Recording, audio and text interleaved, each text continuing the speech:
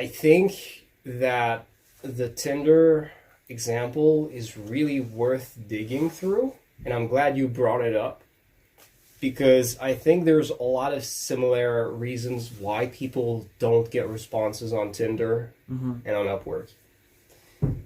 I think we both understand that to have replies, people, whether it's girls on Tinder or clients on Upwork, they have too many options.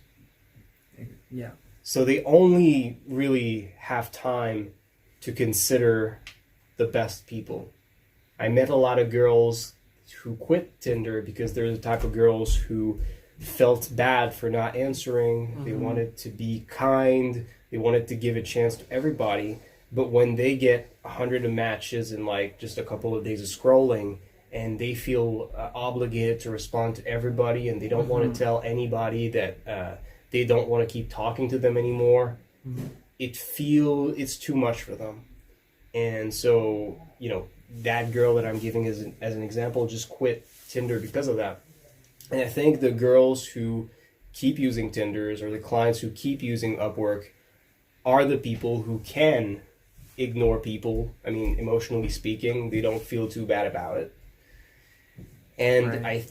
I think the reason they can stay is because you sort of have to do that because otherwise you get too many messages, too many options. Right. That's right. That's exactly what I'm experiencing as an entrepreneur on Upwork. Like I never really thought about it that way, but it sure is true. I don't feel bad about the fact that I'm ignoring like 95% of the proposal I get. Right. Sometimes because the first few I got, I kind of found the right person right away in the first few I got, or sometimes it's just like I'm searching for the gold nugget, and I don't want to waste my time with people who look like unprofessional, great greasy looking freelancer. I don't know if you... I think that's an interesting way of putting it, because it's true that oftentimes when you look at people's profile pictures, they look absolutely unprofessional, and oftentimes they do look dirty. Yep. It's weird to say, but everything's bad about these pictures.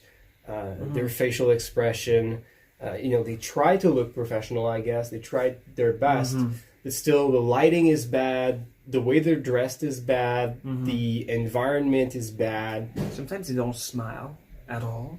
Right. I don't know if it's because some of them feel like they don't have a pretty smile, but I don't know if you knew that, Alec, but I've got some news. Like, smiling on a picture makes you way more likable. Right. So it's just insane that some of them don't even smile. Right. It seems like the simplest thing to do on a professional profile, like one you'd have on Upwork. I've had a lot of self-confidence issues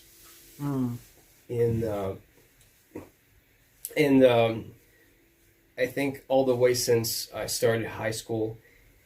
And this has stayed with me, I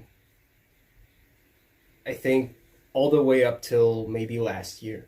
And every time I tried to take pictures for Tinder, for Upwork, for anything that I would post on a public platform, I would often take a lot of pictures, wouldn't like the way I looked. And it's frustrating, when you take 15 pictures and you feel like you look like shit on every single one of them, or you take more pictures, you take more pictures, and you just start smiling weirdly, because at that point you're feeling like shit. So it's difficult to smile and look confident and look happy when you've just taken like 40 pictures in a row where you just feel like you look like crap. So at that point, when you're taking these pictures where you're trying to look confident and happy, you're really not feeling either of them. And now that you feel more confident, Right. in general and Yes. while taking pictures, what would you say helped you overcome these issues? I think that the fact that I've became a successful freelancer and the fact that I've managed to get a relatively good, I think, following on YouTube compared to most YouTubers has helped me. I think the fact that I found people willing to pay over $85 an hour for my time, find people who find me valuable, has helped. I also believe that having been successful in other areas of my life have also helped build my self-esteem. I think that every time I saw myself performing really well in sparring and boxing, I felt better. I think that my girlfriend helps me a lot, emotionally speaking. I think it's a combination of a lot of things, and also the fact that I know now that I'm pretty good at marketing, and I spent the time learning it. So I think it's all a result of all the effort that I've done in the last years to develop myself as a human being. And I think that when you develop yourself, you will get some results in many areas of your life, and the results help you feel better.